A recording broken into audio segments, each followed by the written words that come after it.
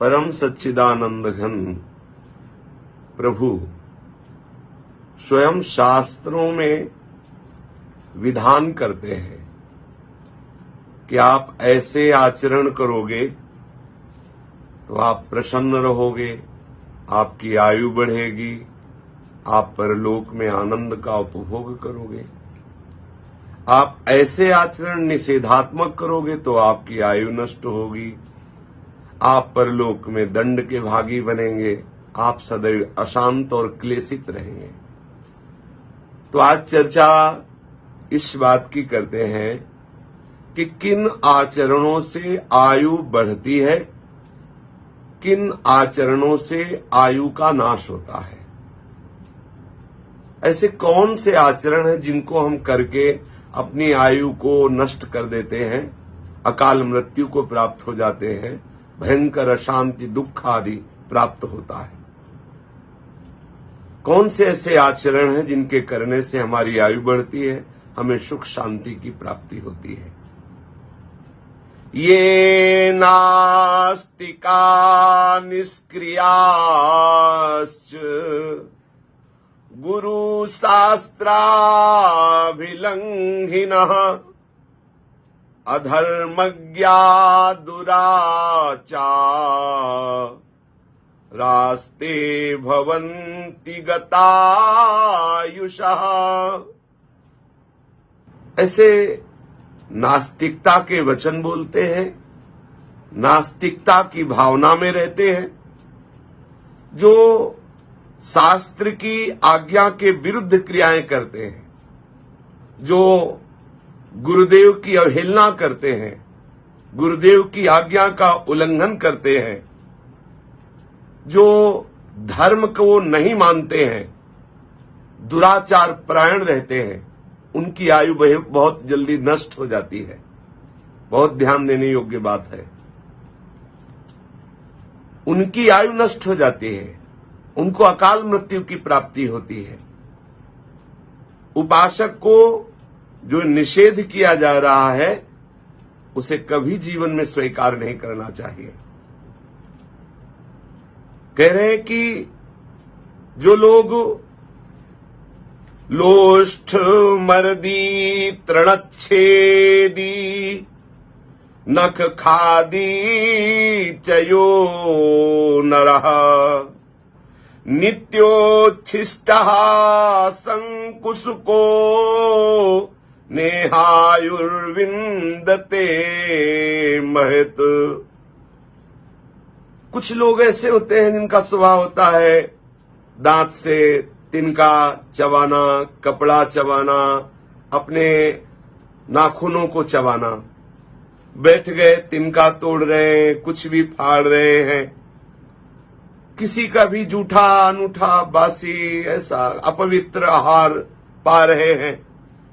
चंचल स्वभाव, चंचल चेष्टाएं, बैठे हैं, पैर हिला रहे हैं। ऐसे लोगों की आयु नष्ट होने लगती है। ये शास्त्र आज्ञाएं बहुत ध्यान से सुने और इसको आचरण में उतारे। नाखून चबाना, तिनके चबाना, कपड़ा मुंह में लेकर के ऐसे चबाना, बैठे बैठे तिनके तोड़ना, हाथ पैर चंचल करना, डेले फोड़ना, चलते हुए ऐसे लात मारते हुए डेलों पर चलना, ये ऐसी उद्दंडता से हमारी आयु क्षीण होती है। शास्त्र आज्ञा कर रहा है जो ब्रह्म मुहूर्त में नहीं उठता, सूर्य उदय होने के 90 मिनट पहले सबको उठ जाना चाहिए। सूर्य उदय होने के 90 मिनट पहले उठ करके शौच स्नान आदि करके हमें कुछ समय तक ईश्वर आराधना, भगवत आराधना, देव आराधना ये जरूर करना चाहिए। इससे हमारी आयु वृद्धि होती है।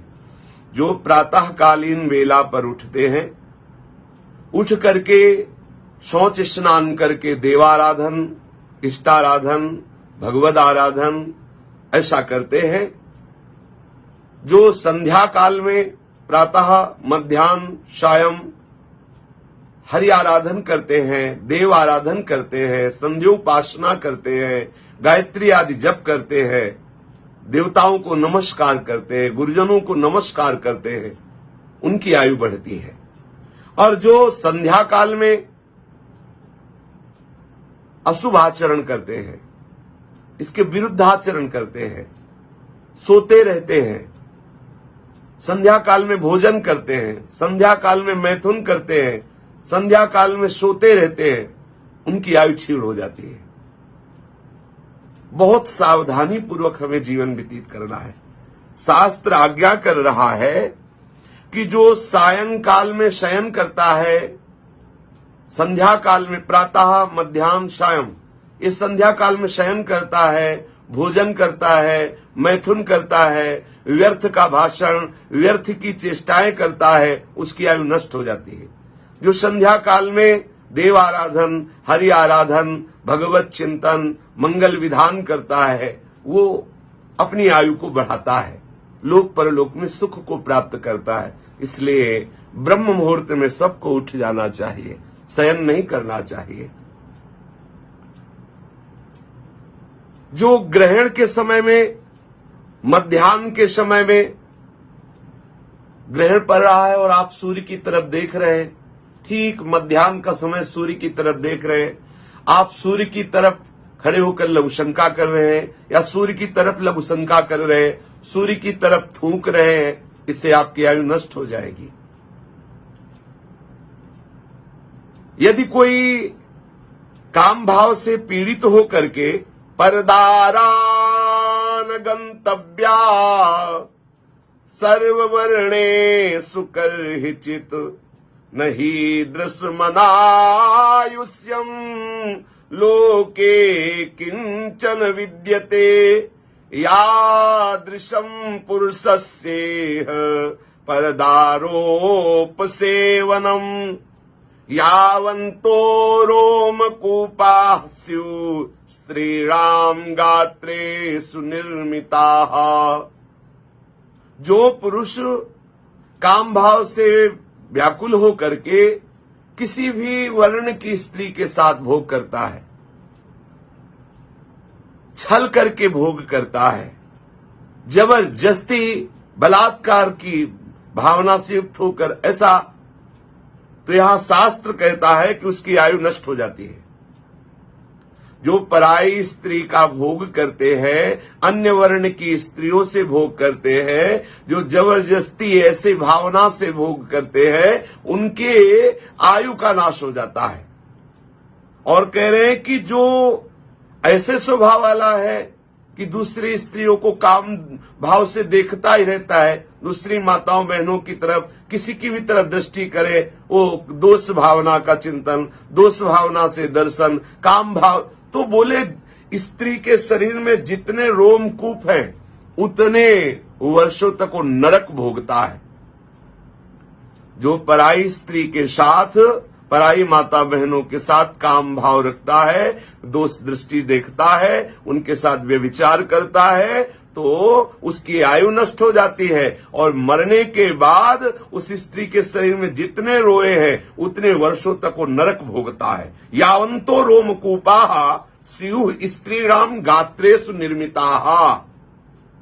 जितने रोमकूप उस स्त्री के शरीर में होते हैं उतने वर्षों तक वो व्यभिचारी पुरुष नरक भोगता है।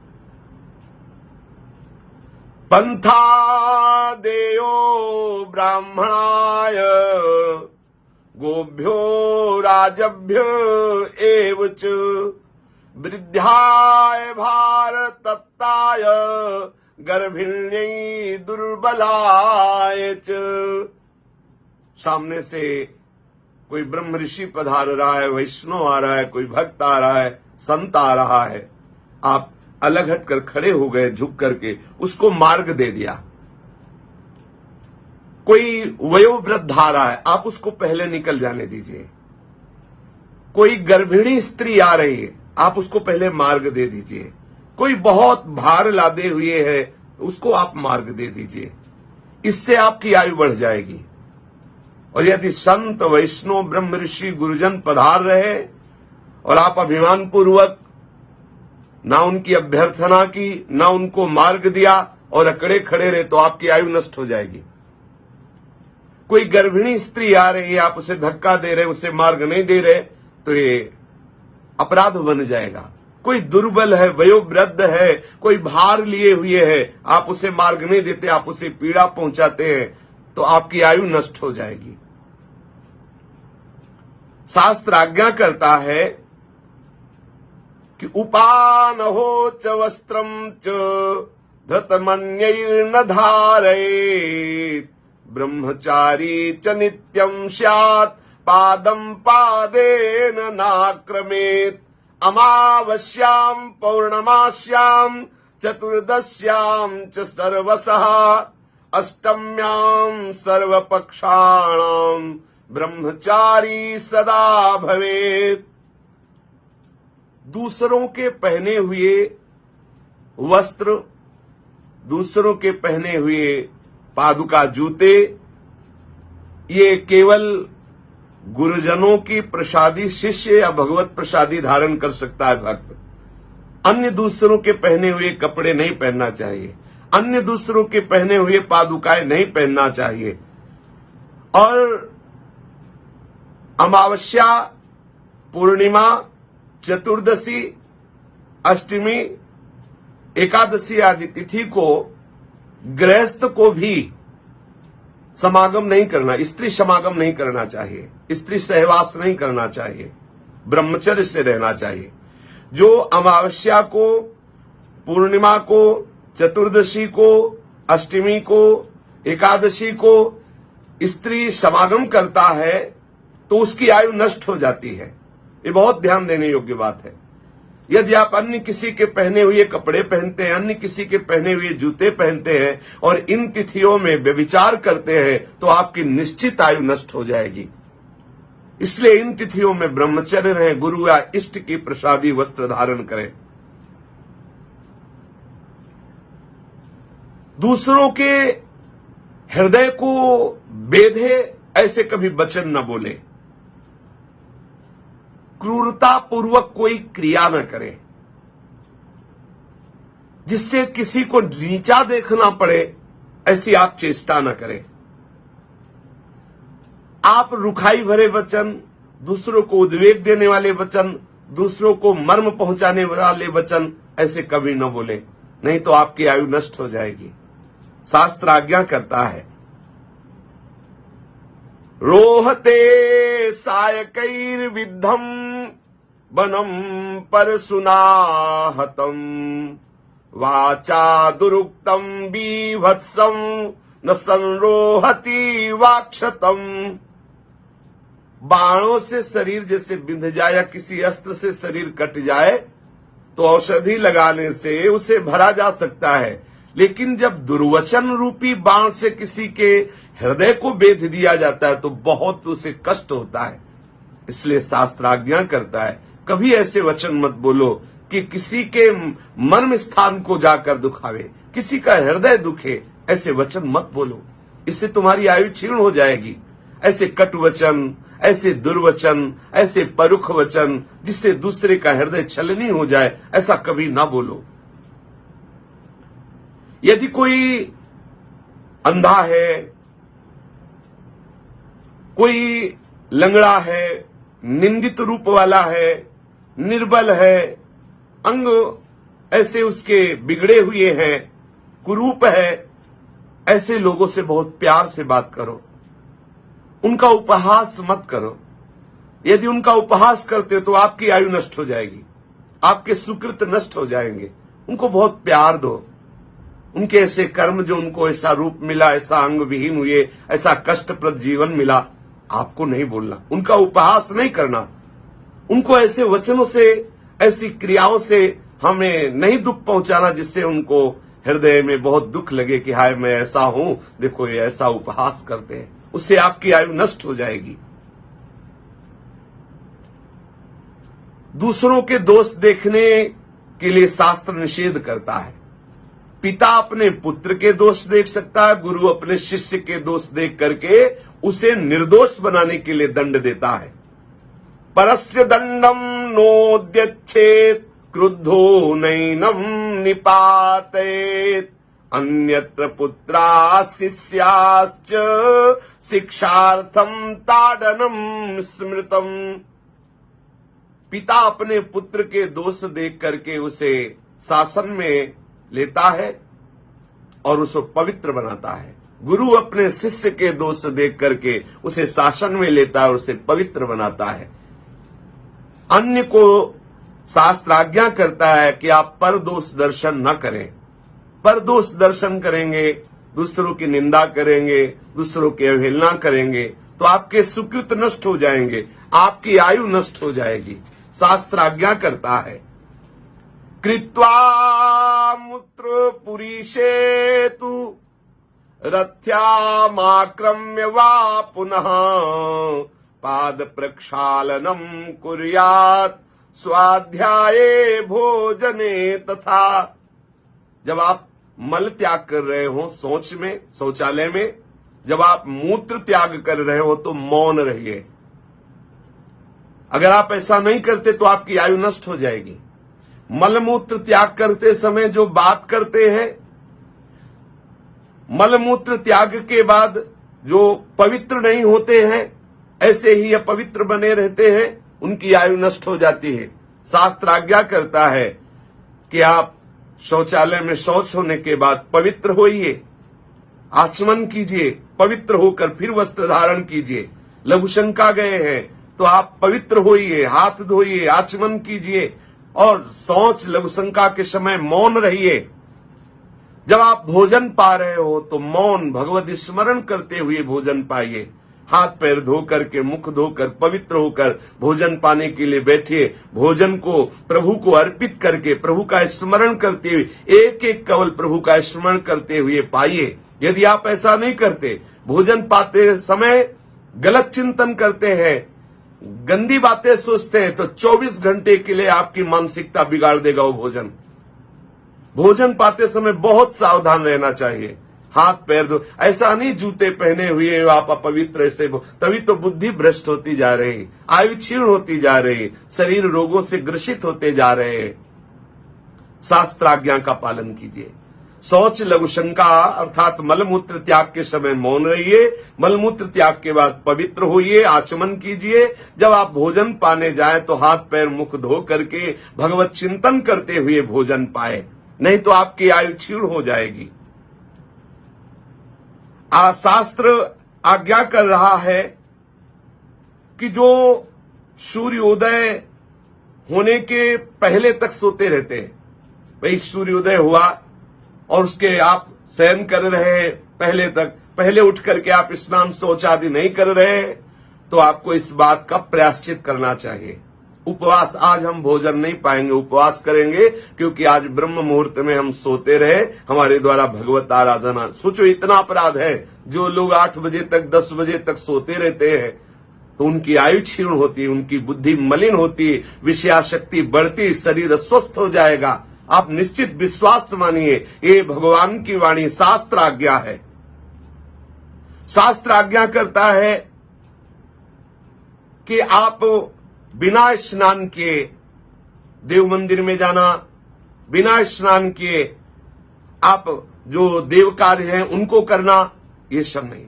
सबसे पहले आप जब शौच करें तो स्नान जरूर करें, पवित्र जरूर हो। आप इसका रहस्य समझिए। जब आप ऐसे शौच किए हुए अपवित्र दशा में अपने घर में घूम रहे हैं तो आपकी जितनी वस्तुएं सब अपवित्र हो रही, उनसे फिर जो व्यवहार होगा सब अपवित्र व्यवहार होगा। वो स्वास्थ्य, बुद्धि, आयु सबका हरण करने वाला होगा। जब कभी आपको ठाकुर जी की प्रसादी वस्त्रमाला आदि मिले, बड़े सम्मान से तत्काल प्रणाम करके गले पे धारण कीजिए, उसको स्वीकार की। प्रसाद मिले तत्काल उसको मुख, ऐसे नहीं लिया और ऐसे तो फिर उससे आपको अपराध लगता है। ठाकुर जी का प्रसाद मिलते ही पहले माला, पुष्प, जो भी प्रसाद, पहले प्रणाम करें, अहोभाग्य, और तत्काल उससे स्वीकार करें। शास्त्र आज्ञा कर रहा है, जैसे खेती है, बहुत सुंदर अन्न है, उसमें खड़े खड़े लघुशंका करना, शौच करना। जैसे पीपल का वृक्ष है, आप उसके नीचे थूकना, लघुशंका करना, मल त्याग करना। जैसे देवालय है, मंदिर है, उसके समीप शौच करना, लघुशंका करना। इन स्थानों में ऐसा करने से आपकी आयु नष्ट हो जाएगी, आपका मंगल हो जाएगा, इसलिए ऐसी जगह ना करें। शास्त्र आज्ञा करता है कि जब आप भोजन करने जाएं, जब आप भोजन के समय, तो सबसे पहले उस समय आप मन पर ध्यान दें, हमारी मना स्थिति कहां है। कोई चिंता न करें। अगर उस समय मन चिंतित हो रहा तो थोड़ा रुक जाइए, भोजन तब पाइए, थोड़ा मन को पहले निश्चिंत कीजिए। शास्त्र विचार के द्वारा, गुरुजनों के सत्संग के द्वारा पहले मन को शांत कीजिए, क्योंकि जब शांति चित्त से पवित्र होकर के, पैर धो करके भोजन पाएंगे तो आपके हृदय में बड़ी शीतलता, आपकी आयु बढ़ेगी और आपका मंगल होगा। शास्त्र आज्ञा करता है कि जैसे कोई वैष्णव पधार रहा है, कोई संत पधार रहा है, या आपके पूज्य जन पधार रहे और आप खड़े नहीं हुए, तो ऊर्ध्वम प्राणा हृत्क्रामंती यूनः स्थविर आयति प्रत्युत्थानाभिवादाभ्याम पुनस्तान प्रतिपद्यते। श्रेष्ठ पुरुष, गुरुजन पुरुष, वयोवृद्ध के आने पर यदि आप उठकर खड़े नहीं होते तो आपके प्राण ऊपर उठने लगते और आपकी आयु नष्ट होती है। ध्यान देने योग्य विषय। गुरुजन, महतजन, संतजन, वैष्णवजन, श्रेष्ठ पुरुष जब पधार रहे हैं आपके समीप, तो आपका कर्तव्य है आप उठ करके खड़े हो जाइए। अपनी रक्षा के लिए खड़े हो जाइए, उनके सम्मान की बात नहीं, अपनी रक्षा के लिए। यदि संत, वैष्णव, गुरुजन, श्रेष्ठ जनों के आने पर आप उठकर खड़े नहीं हो जाते तो आपके प्राण ऊर्ध्वम प्राणा उत्क्रामंती यूनः स्थविर आयाति, प्राणों का उत्क्रमण होने लगता है, आपकी आयु नष्ट हो जाएगी। खड़ा होकर के उनका स्वागत, सम्मान, प्रणाम, नमस्कार, ये और अच्छा है करो। नहीं करते तो केवल खड़े हो जाइए, जिससे आपकी आयु बच जाएगी। जब कोई वृद्ध पुरुष, श्रेष्ठ पुरुष, गुरुजन पास आता है और उसे प्रणाम नहीं किया जाता, उसको आसन नहीं प्रदान किया जाता, हाथ जोड़कर उसके मृदु बातें नहीं की जाती, और वो जब जा रहा होता है तो उसके पीछे पीछे हाथ जोड़ करके कुछ क्षण चलना है। गुरु, संत, वैष्णव जब अपने पास से जा रहे हो तो पीछे पीछे कुछ कदम नम्रता पूर्वक चले। तो अगर हम ऐसा नहीं करते तो आयु नष्ट हो जाती है। और यदि कोई संत गुरुजन पधारे, हम हाथ जोड़कर खड़े हो गए, आसन देकर मधुर वाणी से उनको बैठाला, जब वो जाने लगे तब प्रणाम करके उनके पीछे पीछे कुछ कदम चले, उससे हमारे सुकृत बढ़ते हैं, हमारी बुद्धि शुद्ध होती है, हमारी आयु की वृद्धि होती है। सूर्य, अग्नि, गौ और संत वैष्णवजन, इनकी तरफ मुख करके या इनके समीप कभी लघु शंका आदि न करें। जैसे गाय बन रही है तो आप वहीं लघु शंका कर दो, देवालय है वहां लघु शंका कर दो, संत जनों का आश्रम या संत जन बैठे हैं उधर, ऐसा नहीं। ये मनमानी आचरण करने से आपकी बुद्धि भ्रष्ट हो जाएगी, आपकी आयु नष्ट हो जाएगी। शास्त्र आज्ञा करता है कि गुरुणा चैव निर्बंधो न कर्तव्यः कदाचन अनुमान्यः प्रसाद्यश्च गुरुः क्रुद्धो युधिष्ठिर। यदि गुरुदेव आपको कह रहे कि आपको ऐसा करना है तो हठ नहीं करना है।